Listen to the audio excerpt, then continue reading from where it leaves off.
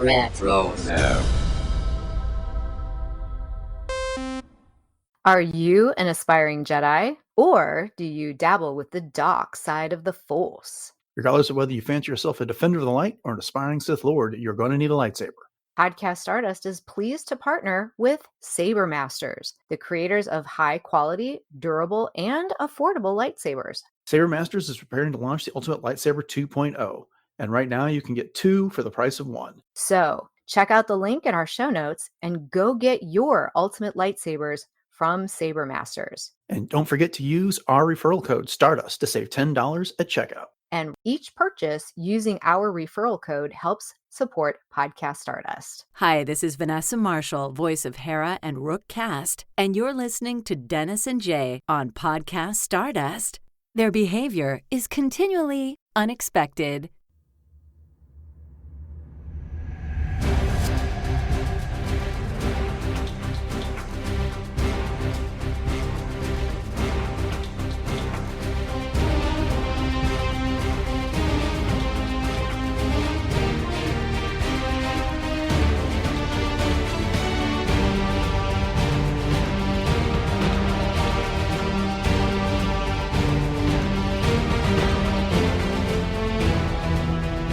Welcome to Podcast Stardust. This is the fully armed and operational podcast dedicated to Star Wars news, reviews, and discussion.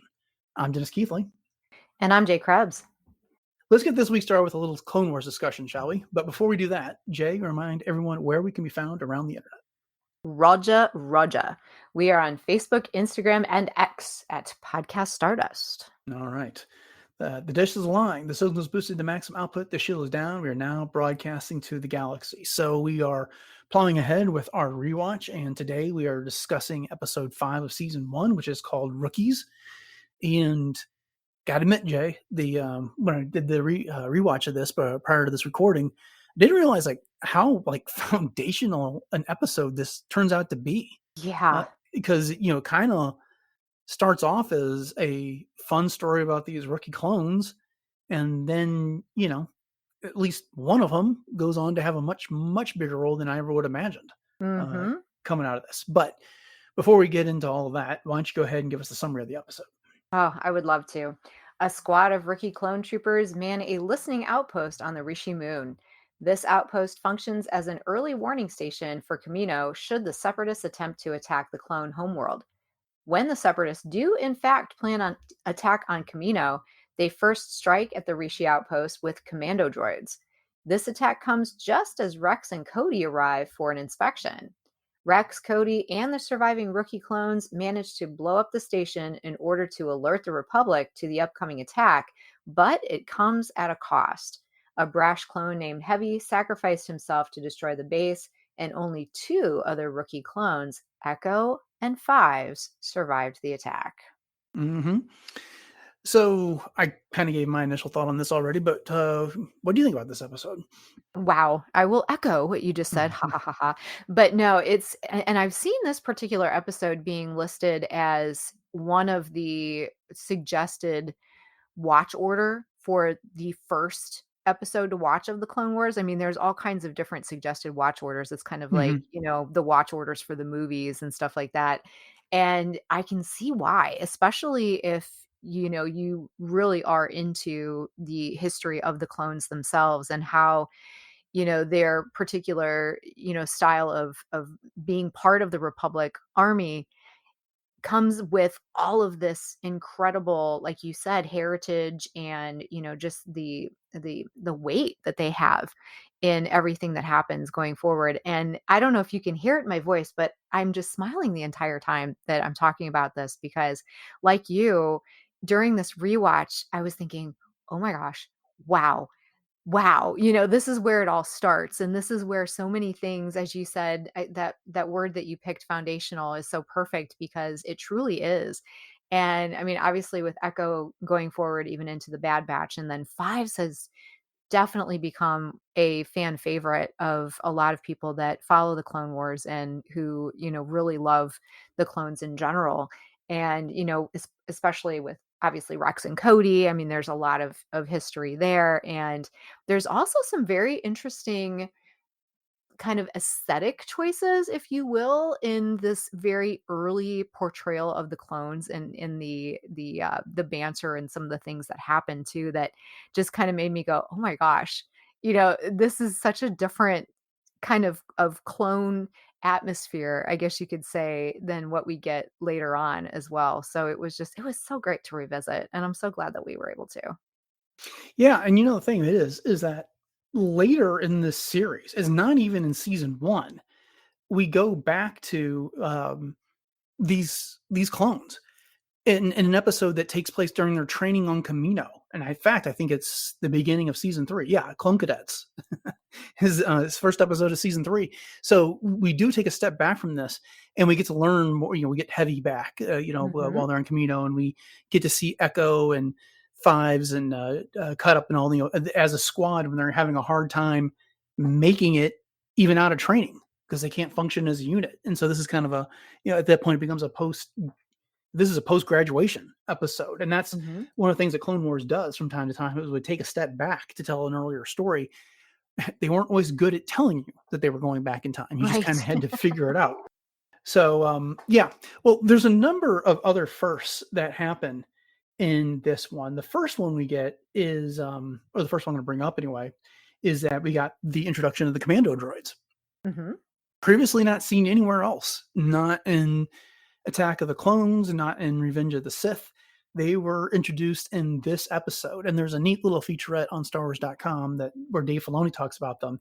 And the discussion is that why these guys and why aren't there more of them since they're such a threat. And Dave points out that they needed something that was a step up from the typical battle droid, and even the super battle droid for that matter. These look more humanoid. They're capable of doing more, but they're more expensive, which is why you don't see them all over the place. And the Separatists continue to pump out the regular battle droids, which for the most part are really only effective in like big numbers in Mhm. all of this. But what did you think about the commando droids? Oh, of course. I mean, super cool. And you know what I think was really fun about them is that they kind of have a little bit more of a I should say less comedic effect, obviously, than the B1s. Hmm. And they're almost a little bit more believable as being a menacing type of droid. Hmm. But yet they're also, got that programming that's easily fooled. I mean, the clones were able to easily fool them. But I did think it was cool that they were imitating and impersonating clones, which you've Hmm. never seen before as far as the vocabulary goes, that they were able to mimic another style of voice, which I thought was super cool. Yeah, but it is kind of funny when Rex and Cody were on their way Yeah. to the outpost, and their attempt to try and talk them out of coming was just so abysmally bad. Negative, Mhm. negative. We do not require inspection. And then Yeah. when they landed, the one commander droid dressed up as a clone, and then he was talking, was like making all these weird gestures with his arms and hands to emphasize his words, and they see the flare, and Rex immediately turns around and shoots him in the head Mhm.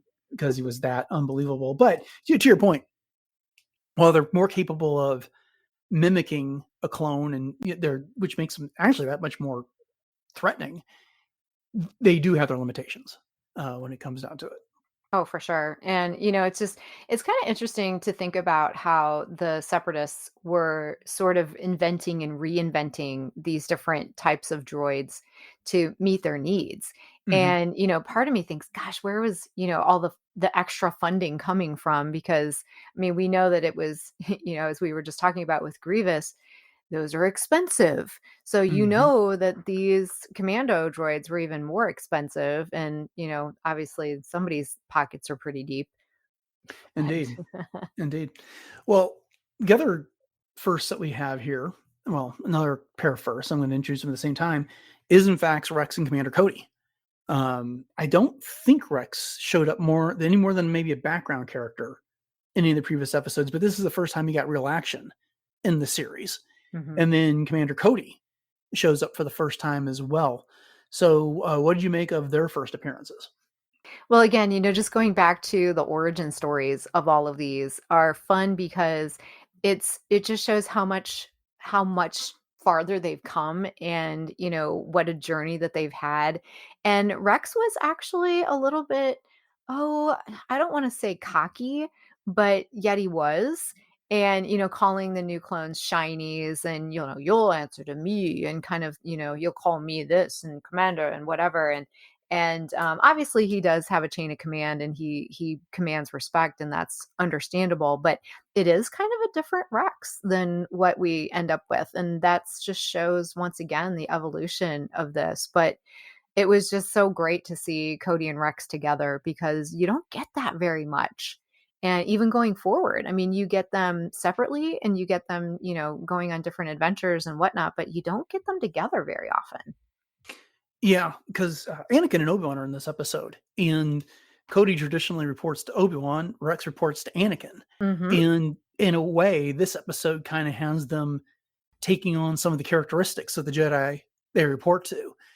To your point, Rex is a bit more on the cocky side, and then as the series progresses, D. Bradley Baker and the writers kind of portrayed him as a bit more friendly, especially towards Ahsoka Mhm. when it goes on. And meanwhile, Obi-Wan says it, good man, that Commander Cody. And, Yes. Anakin takes a jab at him about, being uptight with the rules and things like that, which is, again, just reflective of their relationship and stuff. But so a good portrayal of both of them in this episode, I thought. Mhm. I agree. Yeah. And then as we were talking about earlier, we got introduced to these clones. And so this squad, the primary four are Fives, Echo, Cut Up, and Heavy. And, as I mentioned earlier, we at the beginning of season 3, we get a background episode that introduces them. And then we'll also see some episodes that features these characters later. But Heavy makes this sacrifice here. I can't help but wonder if maybe they should have done that whole training on Camino episode first before this one Mhm. to really give his sacrifice a bit more weight. Mhm. No, I agree. And like you were saying, they kind of jump around in Clone Wars without Mhm. telling you that they're jumping around. And so I think that that's where the origin of a lot of these different suggested watch orders come in, as Mhm. far as like this makes more sense if you put this one here and then if you put this one there. And so yeah, yeah, so I can definitely see that for sure. And poor Cut Up. I mean, Yeah. he arm wrestles with Heavy, and the next thing you know, he gets eaten by the Rishi eel. Mhm. And so, and they're like, poor Cut Up. It's like, poor Cut Up. Right. It's like, that's tragic for Cut Up there. He Mhm. just got dragged off by the eel. And the other thing is that at this point, that later episode that begins season 3, it really plays into that one, like the characteristics that, Fives' nickname is Fives because his CT number ends up with 4 fives in a row. Mhm. And then Echo is called Echo because he would repeat everything that the station computer or the orders he was given. He would repeat them back to the rest of the clones. And the Heavy, of course, was the heavy munitions and things like that.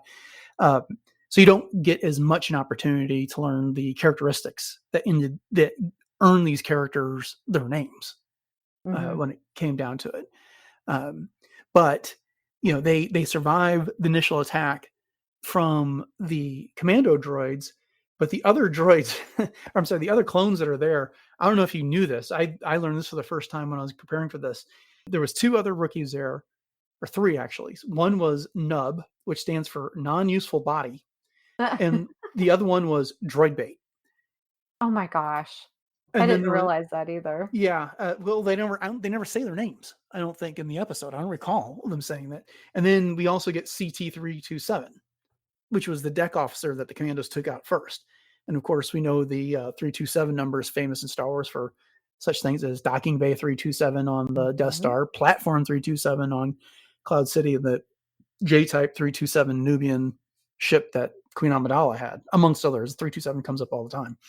Oh, yeah, I love that. I love the numerical stuff in Star Wars that just keeps popping up. That's so great. Hmm.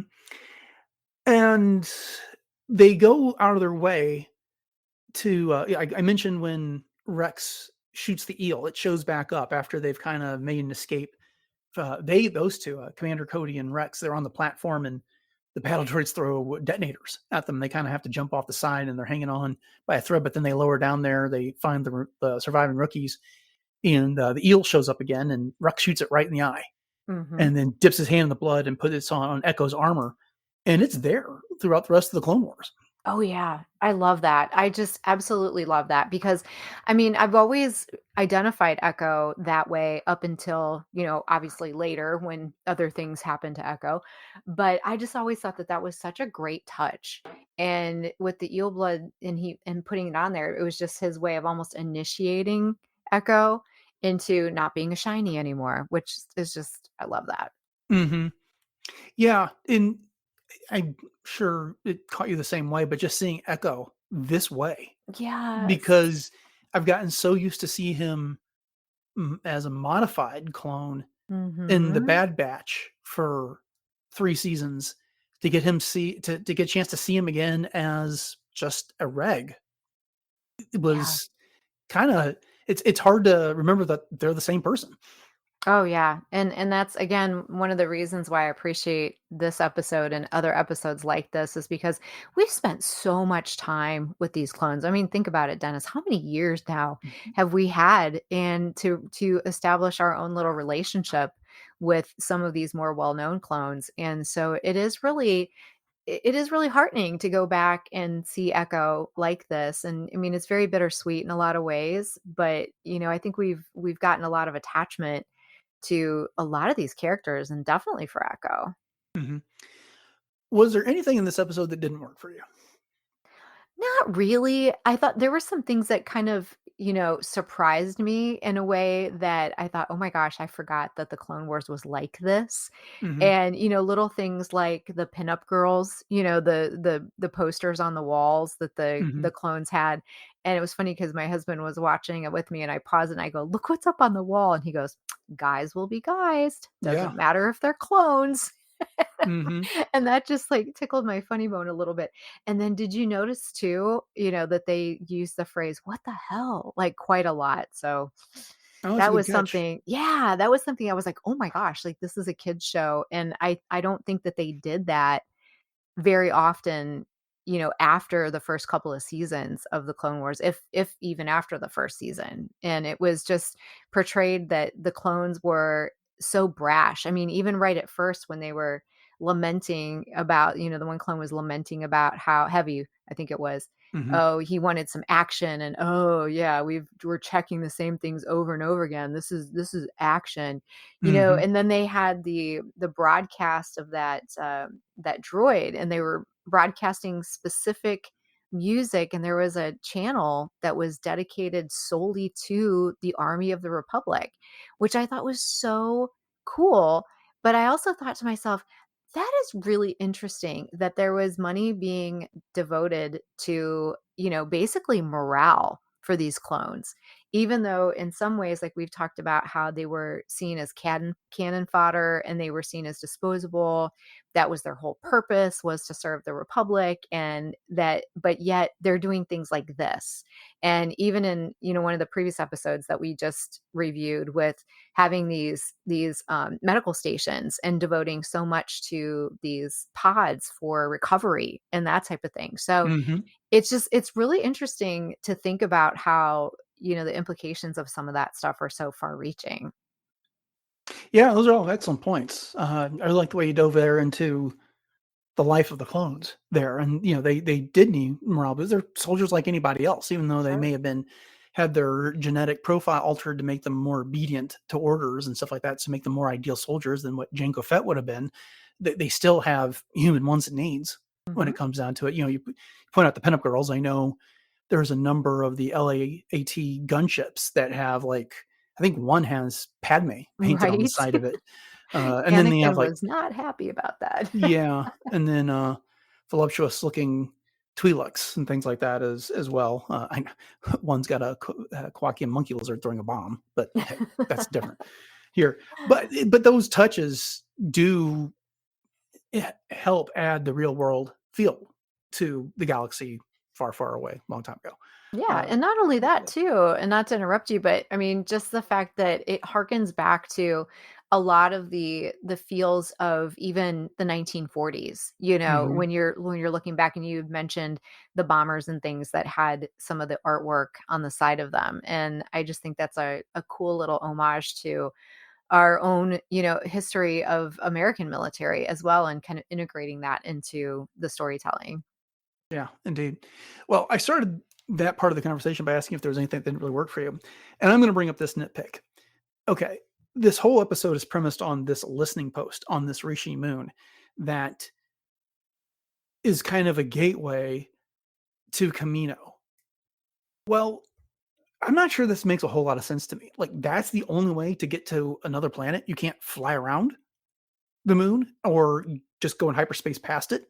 You know what I'm saying? Mhm. Because the they send these they use meteorites as a cover to send these commando droids down there to attack the base, and then later Grievous's fleet is seen in orbit above this moon.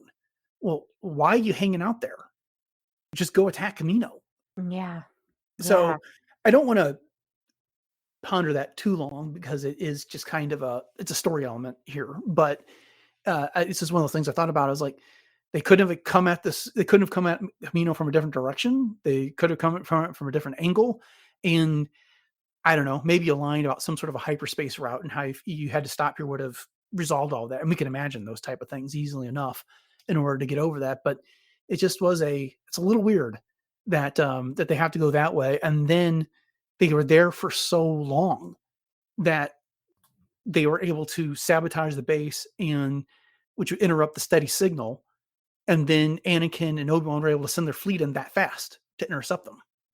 Mhm. Yeah. I guess the only thing that I was thinking of is that perhaps this outpost put a radius around a certain area of space that if there was anything, even remotely within that, that they would be able to be alerted to something like Sure. that. But I totally get what you're saying about like, okay, you could get it at it from this or from that.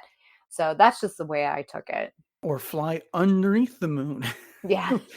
The station's not even pointing. I don't know. Like I said, I don't want to spend too much time, criticizing that, but it is.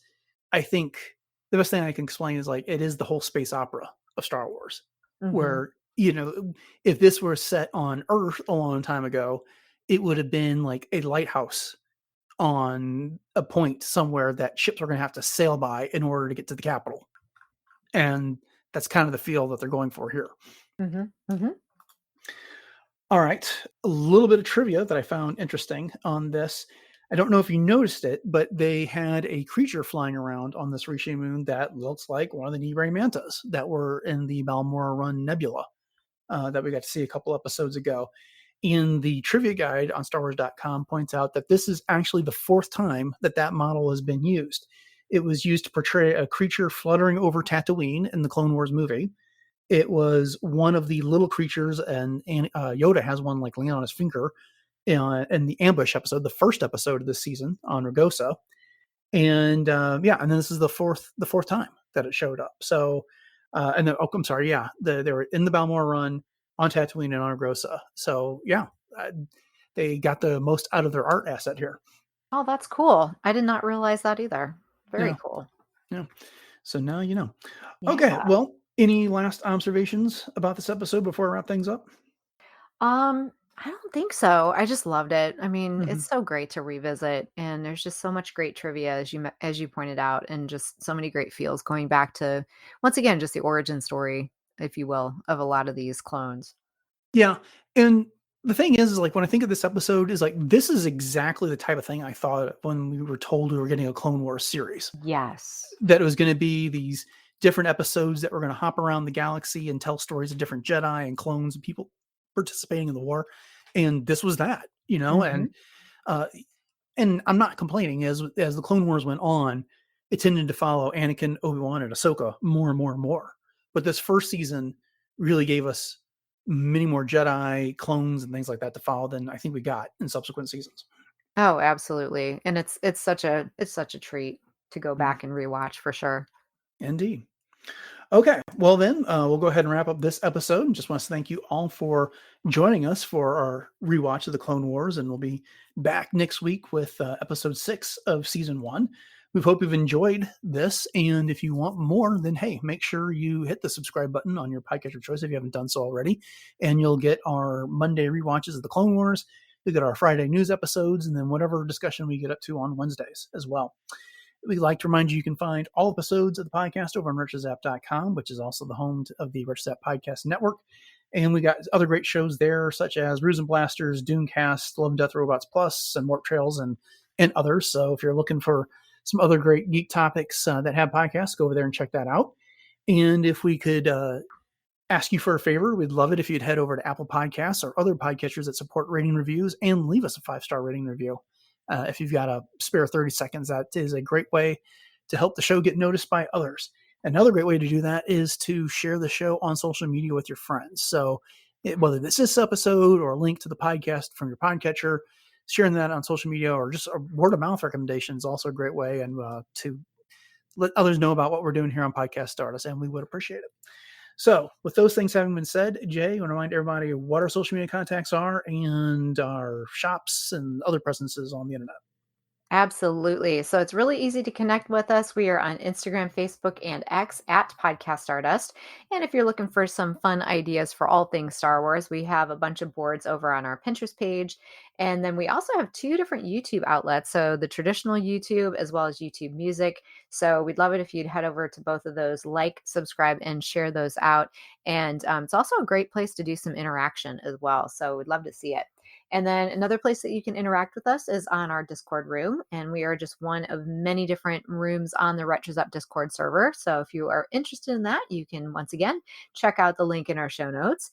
And another link that you can check out is our TeePublic store. So we have 7 different show logo designs available on all kinds of things from apparel to home goods and pretty much everything in between. So if you are in need of a closet refresh or a coffee mug refresh, we've got you covered.